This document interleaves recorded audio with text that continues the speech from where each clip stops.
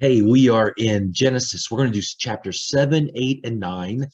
Noah is building this ark. It takes um, Noah about 100 years to make this boat that they're going to sail in. Now, when we talk about this, there are, as far as history goes, there are over 200 cultures that have their own account of a worldwide flood. Most of them mention it's about a boat, that there is a family that survives, that there are animals that survive because of it, and that the flood takes place because men were wicked. And so this story, this fact that takes place, has been passed down in different variations to all of these cultures that recognize that there was a worldwide flood at some point. And then it appears that Noah is in this boat for about a year when the rains come. So let's get into the text. The Lord then said to Noah, "Go into the ark, and you and your whole family, because I have found you righteous in this generation. Take with you 7 pairs of every kind of clean animal, a male and its mate, and 1 pair of every kind of unclean animal, a male and its mate, and also 7 pairs of every kind of bird, male and female, to keep their various kinds alive throughout the earth. 7 days from now, I will send rain on the earth for 40 days and 40 nights, and I will wipe from the face of the earth every living creature I have made." And Noah did all that the Lord commanded him. Noah was 600 years old when the flood waters came on the earth, and Noah and his sons and his wife and his sons' wives entered the ark to escape the waters of the flood. Pairs of clean and unclean animals, of birds and all creatures that move along the ground, male and female, came to Noah and entered the ark, as God had commanded Noah. And after the 7 days, the flood waters came on the earth. In the 600th year of Noah's life, on the 17th day of the second month, on that day, all the springs of the great deep burst forth, and the floodgates of the heavens were open, and rain fell on the earth for 40 days and 40 nights. On that very day, Noah and his Moses, Shem, Ham, and Japheth, together with his wife and the wives of the 3 sons, entered the ark. They had with them every wild animal according to its kind, all livestock according to their kinds, every creature that moves along the ground according to its kind, and every bird according to its kind, everything with wings. Pairs of all creatures that have the breath of life in them came to Noah and entered the ark. The animals going in were male and female of every living thing, as God had commanded Noah. Then the Lord shut them in. For 40 days, the flood kept coming on the earth. As the waters increased, they lifted the ark high above the earth. The waters rose and increased greatly on the earth, and the ark floated on the surface of the water. They rose greatly on the earth, and all the high mountains under the entire heavens were covered. The waters rose and covered the mountains to a depth of more than 15 cubits. Every living thing that moved on land perished: birds, livestock, wild animals, all the creatures that swarm over the earth, and all mankind. Everything on the dry land that had the breath of life in its nostrils died. Every living thing on the face of the earth was wiped out. People and animals and the creatures that move along the ground and the birds were wiped from the earth. Only Noah was left, and those with him in the ark. The waters flooded the earth for 150 days. But God remembered Noah and all the wild animals and the livestock that were with him in the ark, and he sent a wind over the earth, and the waters receded. Now the springs of the deep and the floodgates of the heaven had been closed, and the rain had stopped falling from the sky. Water receded steadily from the earth. At the end of the 150 days, the water had gone down, and the 17th day of the 7th month, the ark came to rest on the mountains of Ararat. The waters continued to recede until the 10th month, and the first day of the 10th month, the tops of the mountains became visible. After 40 days, Noah opened a window he had made in the ark and sent out a raven, and he kept flying back and forth until the water had dried up from the earth. Then he sent out a dove to see if the water had receded from the surface of the ground, but the dove could find nowhere to perch because there was water all over the surface of the earth. So it returned to Noah in the ark. He reached out his hand and took the dove and brought it back to himself in the ark. He waited 7 more days and again sent out the dove from the ark. When the dove returned to him in the evening, there in its beak was a freshly plucked olive leaf. Then Noah knew that the water had receded from the earth.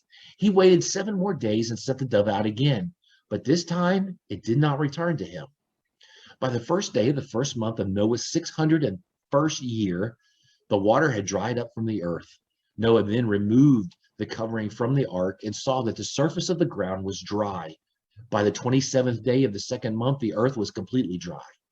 Then God said to Noah, "Come out of the ark, you and your wife and your sons and their wives. Bring out every kind of living creature that is with you, the birds, the animals, and all the creatures that move along the ground, so they can multiply on the earth and be fruitful and increase in number on it." So Noah came out, together with his sons and his wife and his sons' wives, all the animals and all the creatures that move along the ground and all the birds, everything that moves on land, came out of the ark, one kind after another. Then Noah built an altar to the Lord, and taking some of all the clean animals and clean birds, he sacrificed burnt offerings on it. The Lord smelled the pleasing aroma and said in his heart, "Never again will I curse the ground because of humans, even though every inclination of the human heart is evil from childhood. And never again will I destroy all living creatures as I have done. As long as the earth endures, seed time and harvest, cold and heat, summer and winter, day and night will never cease." Then God blessed Noah and his sons, saying to them, "Be fruitful and increase in number and fill the earth. In fear, the dread of you will fall on all the beasts of the earth and on all the birds in the sky, on every creature that moves along the ground, and on all the fish in the sea. They are given into your hands. Everything that lives and moves about will be food for you. Just as I gave you the green plants, I now give you everything. But you must not eat meat that has its lifeblood still in it. And for your lifeblood, I will surely demand an accounting. I will demand an accounting from every animal and from every human being too. I will demand an accounting for the life of another human being. Whoever sheds human blood, by humans shall their blood be shed. For in the image of God has God made mankind. As for you, be fruitful and increase in number, multiply on the earth and increase upon it." Then God said to Noah and to his sons with him, "I now establish my covenant with you and with your descendants after you, and with every living creature that was with you, the birds, the livestock, and all the wild animals, all those that came out of the ark with you, every living creature on earth. I establish my covenant with you. Never again will all life be destroyed by the waters of a flood. Never again will there be a flood to destroy the earth." And God said, "This is the sign of the covenant I am making between me and you and every living creature with you, a covenant for all generations to come. I have set my rainbow in the clouds, and it will be the sign of the covenant between me and the earth. Whenever I bring clouds over the earth and the rainbow appears in the clouds, I will remember my covenant between me and you and all living creatures of every kind. Never again will the waters become a flood to destroy all life. Whenever the rainbow appears in the clouds, I will see it and remember the everlasting covenant between God and all living creatures of every kind on the earth." So God said to Noah, "This is the sign of the covenant I have established between me and all life on the earth." The sons of Noah who came out of the ark were Shem, Ham, and Japheth. Ham was the father of Canaan.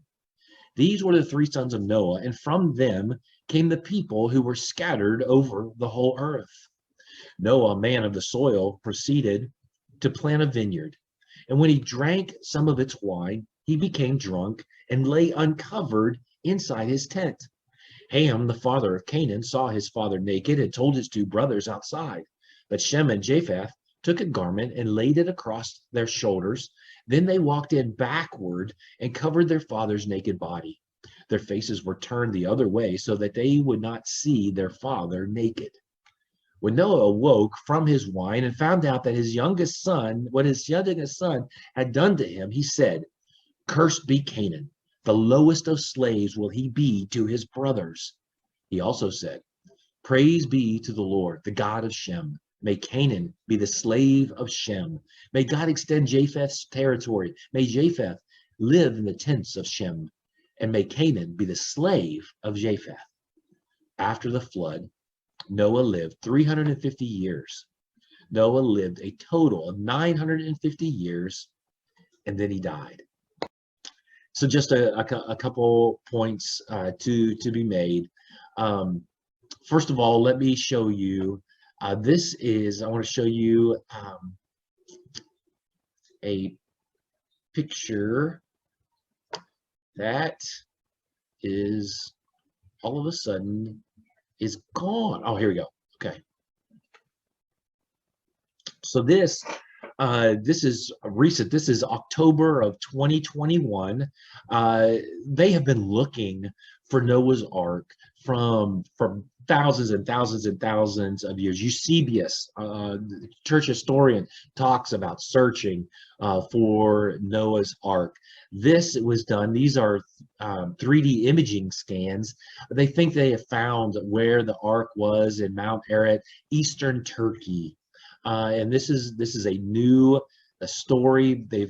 There's been thousands of stories of finding it, and I don't know if this is it or if it's not it. If I kind of doubt it. I mean, if I'm Noah, I'm taking that wood and I'm building me a house, or I'm using that wood for fire or whatever the case may be. So I don't even know if it would still be there, especially after all this time. But it is cool to think about that people are still searching for those answers. For us, one thing that we need to think about is, why in the world was Noah upset? Why did he get upset with his son? The literal reading of the Hebrew is that when Ham told his brothers about what he had seen, it says that he told them with delight, meaning that Ham was making fun of dad. He was making fun of dad's drunkenness, making fun of dad's nakedness, and he was mocking his father. And because of that, there was a price to pay. And Noah curses Canaan.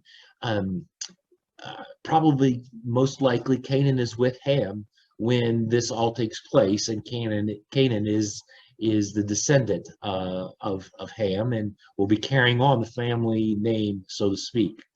Behind me is a fresco that's called Noah Curses Canaan. It's Noah grabbing the wrist of Canaan, Ham's son, and pointing to him because of Ham's mockery. Many feel that Canaan was with him. This was done around 1040, 1090. It is in the Abbey of Saint Savin in Vienne, France. So here's a lesson for us to pay attention to, maybe to learn, if you haven't already, from Noah. Drunk people do stupid stuff. So don't get drunk. Then you won't have to worry about doing something stupid when you're drunk. Have a great day. I love you.